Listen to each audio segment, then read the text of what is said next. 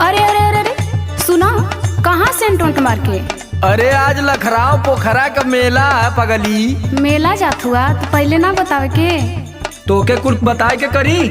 सुना, एक ठीक चीज चाहत रहा। तोर हरदम घटला रहला कुछ न कुछ, जब देखा तब कपारे पे कचर कचर। अब तनी से सुना ना। तहू आज अपन सुनाई ले। वही मेलवा में से ना गुरैया जलेबी लेते आया। अरे गुरैया जिलेबी लेबी न देवी, गुरैया जिलेबी। अभी ये कुल कहबा हम जानत रहनी है, लेकिन तब वो मन कैला कह देनी। सुना सुनावा।